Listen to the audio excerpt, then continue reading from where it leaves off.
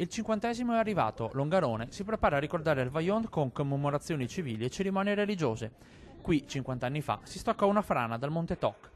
Un sasso è caduto in un bicchiere d'acqua che è uscita sulla tavola, solo che il sasso era grande come una montagna, il bicchiere alto centinaia di metri e sulla tovaglia migliaia di creature umane indifese.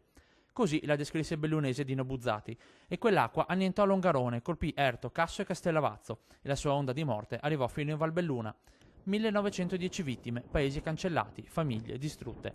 Per il 50°, dopo tante polemiche sugli assenti, a rappresentare lo Stato salirà il Presidente del Senato Pietro Grasso. Il Presidente del Senato della Repubblica Pietro Grasso sarà presente alla commemorazione civile il mattino al Palasport, prima farà anche una visita al cimitero delle vittime di Fortogna. Penso che sia una importante presenza per le nostre comunità e lo Stato deve farci sentire la sua vicinanza in questo momento. Il cimitero, la cerimonia al Palasport, l'ultima volta qui fu per i 40 anni alla presenza del Presidente della Repubblica Carlo Azeglio Ciampi, poi le cerimonie religiose in tutti i comuni del Vajont. Ma la tragedia sarà ricordata con diverse iniziative in tutta la provincia bellunese, dalle scuole ai comuni, tante le manifestazioni in programma.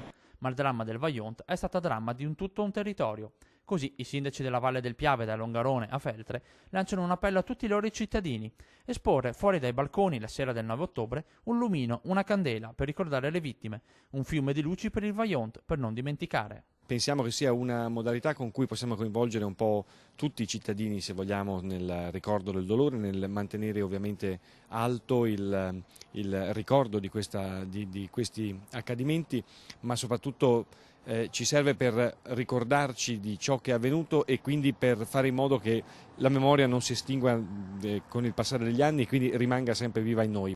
Con una speranza che, una volta spente le candele, il Vajont non ricada nel buio.